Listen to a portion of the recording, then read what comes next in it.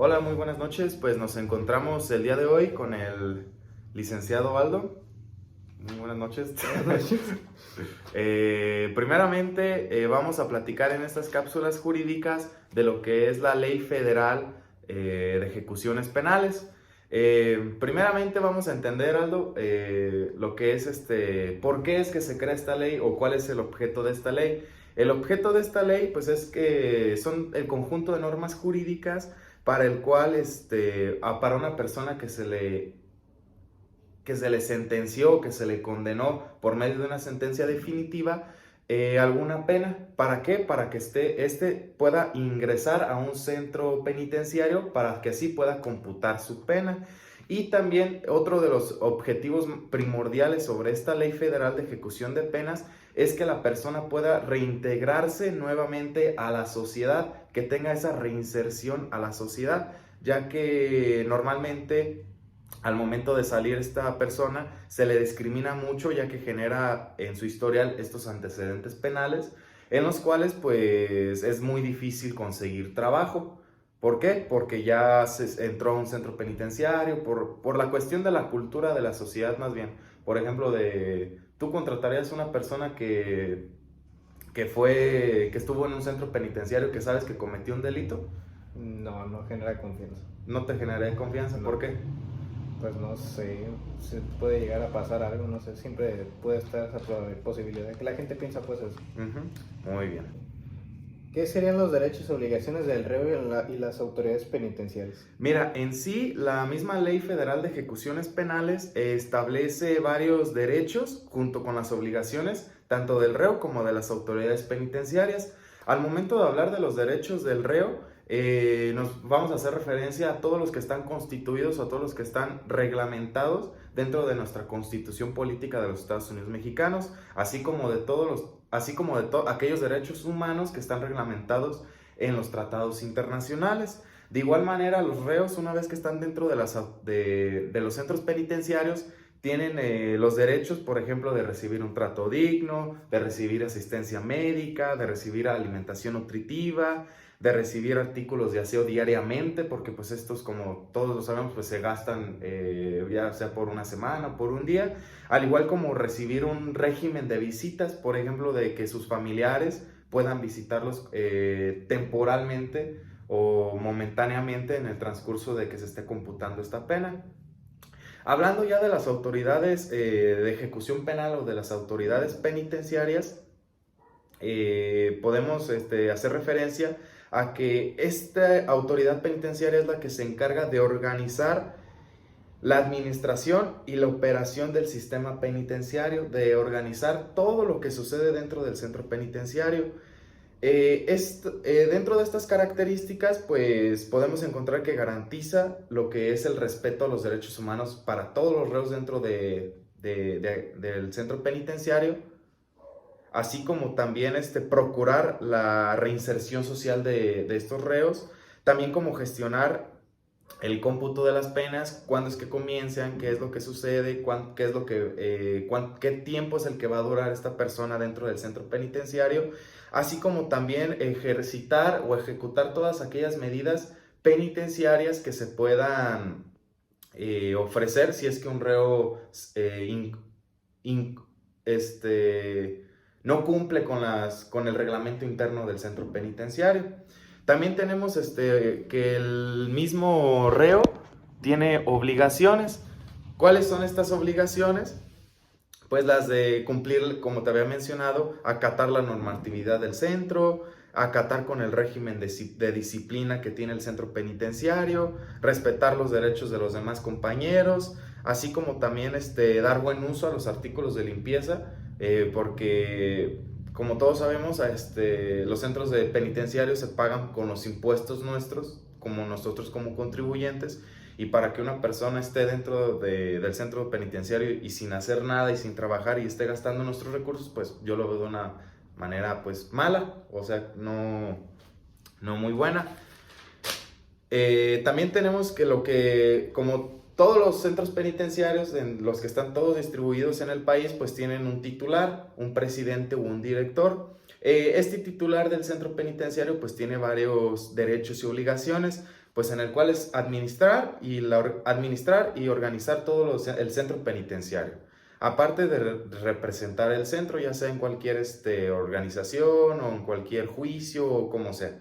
También otro de los derechos y obligaciones que tiene el director es solicitar apoyo a las fuerzas de seguridad en caso de emergencia, si es que sucede algún caso grave dentro del centro penitenciario, así como también asegurar el cumplimiento de las sanciones disciplinarias.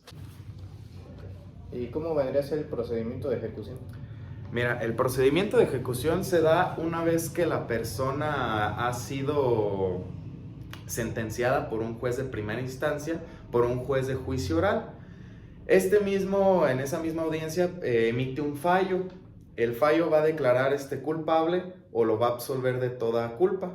Por ejemplo, en estos casos, pues cuando se da la ejecución o el trámite de ejecución es que tuvo una sentencia o un fallo condenatorio, en el cual pues se le va a imponer que pague una sanción, que repare el daño, o en este caso que pues sea privado de su libertad.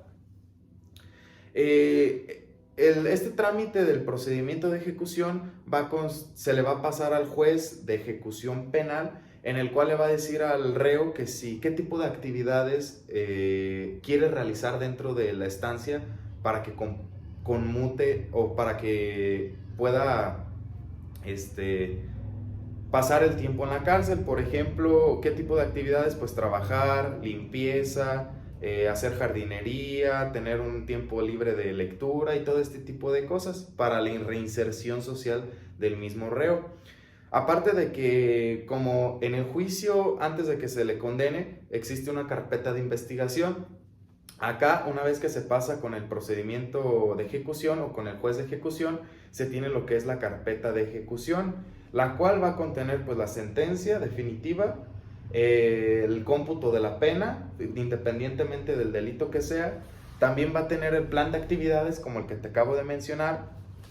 También si hubo acuerdos o convenios celebrados dentro del procedimiento penal, así como los documentos que puedan acreditar que efectivamente se ha dado la reparación del daño o que se esté dando la reparación del daño.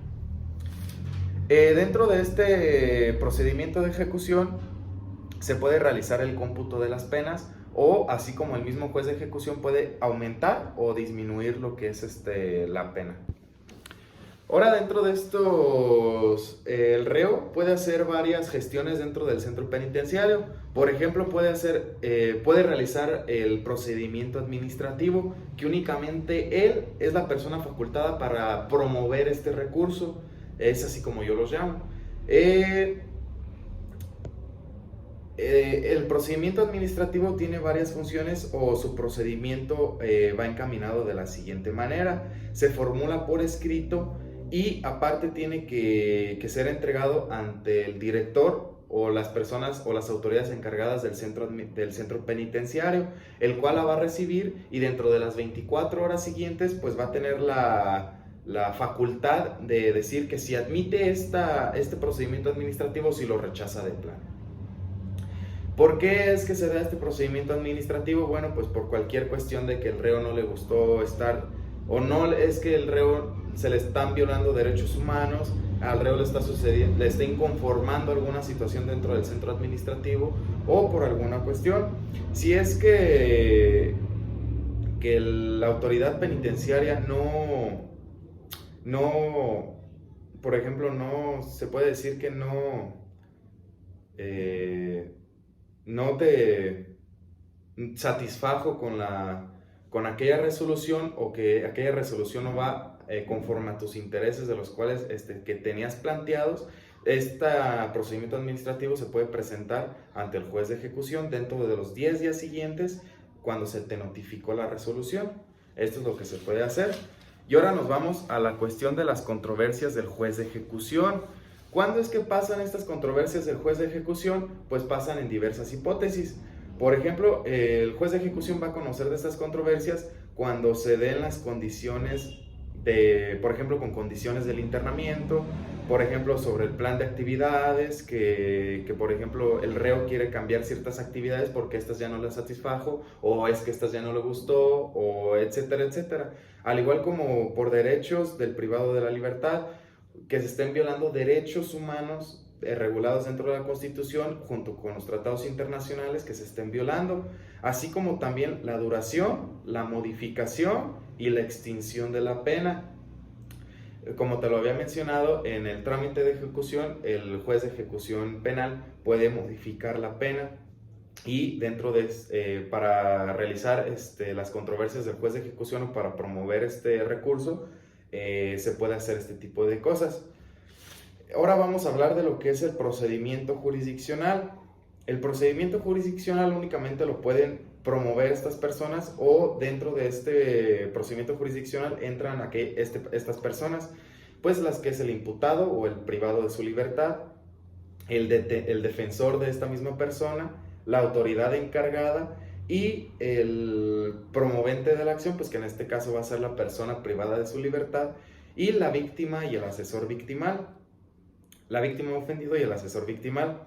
El procedimiento jurisdiccional va a ser se va a realizar por escrito, en el cual el juez de ejecución va a emitir un auto, en el cual lo va a admitir, lo va a prevenir de que sustancie o de que modifique ciertas partes del escrito de la petición, o de que la deseche de plano, absolutamente. Pues va a contener este escrito pues la sustantación, qué es lo que se plantea, qué es lo que se quiere formular, y una vez emitida la sustantación, se le van a dar 5 días para que conteste la víctima ofendido o el asesor victimal en su caso. En este tipo de audiencias se van a desarrollar de una manera un tanto simplificada o muy igual a lo que es la audiencia de juicio en el procedimiento penal. Por ejemplo, pues la va a presidir el juez de ejecución penal. A cada uno de las partes les va a enumerar pues sus derechos constitucionales reconocidos en el artículo 20 de la Constitución, tanto de la víctima como del ofendido, tanto del imputado, y primeramente le va a dar el uso de la voz pues al promovente, en este caso que va a ser el reo, y después de considerar el uso de la voz a las demás partes. Dentro de este escrito se van a tener que ofrecer las pruebas consiguientes a favor de qué es lo que se quiere demostrar. En esta audiencia el juez va a abrir una pequeña etapa en la cual se van a ofrecer las pruebas, se van a admitir y en su caso se van a desahogar. Por ejemplo, tú como contrario pues vas a comenzar a decirme por qué es que no quieres que se desahogue o se admita la prueba que yo estoy ofreciendo. Al igual que yo voy a decirte a ti sobre tus pruebas que estás ofreciendo, yo te las voy a objetar, para que al final el juez abra una pequeña etapa de alegatos del por qué es que yo tengo que ganar y del por qué es que tú tienes que ganar, a ver quién es el que convence al juez. Y una vez formulados los alegatos, se va a cerrar la audiencia. El juez va a cerrar el debate por completo y va a dar 5 días hábiles para que pueda emitir una sentencia, ya sea favorable a mí o ya sea favorable a la contraparte. Ahora vamos a hablar de lo que son los recursos dentro de este procedimiento administrativo, de este procedimiento jurisdiccional, en el cual tenemos a los 2 recursos, el cual es el de revocación y el de apelación. El recurso de revocación va a proceder dentro de la misma audiencia, que se va a tener que resolver inmediatamente sin sustantación por el juez de ejecución. Ahí mismo la va a resolver, mientras que el de apelación se puede promover después de los 3 días, una vez que se te notificó o que se notificó de la sentencia o de la resolución que se está impugnando.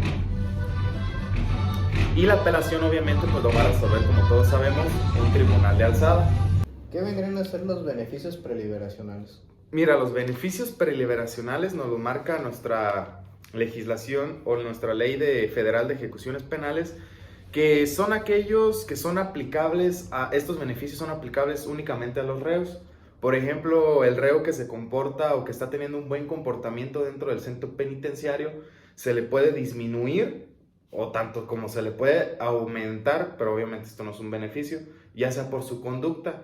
En estos casos de que el reo tiene unos 10 años de prisión, conforme a la buena conducta y al buen comportamiento que está teniendo dentro del centro penitenciario, pues esta persona puede proponerle al juez de ejecución penal que le disminuya la pena o que se la extinga de completo, dependiendo de los casos. Al igual como también, si es que se comporta mal el reo o si es que comete el reo dentro del centro penitenciario algún otro delito, pues obviamente se le va a tener que juzgar y sancionar y aumentar la pena, o porque se le pueden juntar las penas y así pues prolongar la estancia en el centro penitenciario. ¿Y qué vendría a ser la justicia restaurativa? Mira, la justicia restaurativa va más encaminada, yo creo que al objeto primordial de lo que es esta ley, a lo que te había mencionado, que es la reinserción social. Por ejemplo, hay muchas personas que no están ávidas de perdonar a la persona que les cometió un delito o que ocasionaron un delito. Por ejemplo, que a ti te haya ocasionado un delito un reo y quiera buscar tu perdón o por cualquier cosa. Pero la justicia restaurativa es esto, que ambas partes, tanto la víctima u ofendido como el imputado, o en este caso el reo, se puedan, por medio de largas sesiones o por medio de sesiones, puedan entrar en contacto y poder perdonarse en cierto caso, o si no, para que esta misma persona, el imputado, pueda tener esa comodidad o esa confiabilidad de poder reincidir nuevamente en la sociedad. La justicia restaurativa tiene dos etapas, en la cual pues es la preparación y el encuentro. Cuando hablamos de la preparación, hablamos específicamente de que el reo dentro del centro penitenciario va a recibir numerosas pláticas junto con amigos o con especialistas dentro del centro para que se esté alistando a esa plática final con la víctima o ofendido dentro de este periodo. Mientras que ya cuando hablamos de la etapa del encuentro es que la víctima o ofendido junto con el imputado se van a poder unir en una plática juntos para que se puedan, van a estar obviamente con una persona encargada de que les proporcione las preguntas, de que los anime a platicar, de que los anime a perdonarse, etcétera, etcétera. Pero esta justicia restaurativa tiene que cumplir algunos requisitos. Por ejemplo, pues que el sentenciado acepte que definitivamente él fue el que cometió el delito, que sí cometió y lo quiso hacer y hizo esa actividad ilícita. Otro de los requisitos es que la víctima consienta que se realice esta justicia restaurativa. Y por último, que se desarrollen esta convivencia o estas pláticas en condiciones seguras y en establecimientos seguros. Y básicamente todo lo que te acabo de explicar es la cuestión de la Ley Federal de Ejecuciones Penales, sobre sus autoridades, los derechos y obligaciones, qué recursos se pueden interponer, ya sea por el reo o por los familiares o por visitantes o por la víctima ofendido, así como también yo creo que lo que se debe de rescatar de esta ley es el fin último de lo que estábamos comentando al inicio, que es la discriminación hacia los reos y la importancia de darles esa reinserción social a las personas o de darles esa segunda oportunidad, como quien dice. Pero eso ya dependerá de la cultura y de las ideologías, obviamente, de la sociedad. Pero si a mí me lo preguntaran, yo sí estoy en el supuesto, o yo estoy firme en mi idea de que algunos reos, algunos, no todos, porque hay de delitos a delitos, que sí se merecen la reinserción social, o sí merecen esa segunda oportunidad. No sé cómo tú ves. Sí, mientras sean delitos menores, pues sí, no puede haber ya cosas más extremas, pues ya ahí sí no se ve posible una persona ya hasta mal de sus facultades tratando de entrar otra vez en la sociedad. Pues por este momento sería todo. Muchas gracias por escuchar y muchas gracias al licenciado Aldo.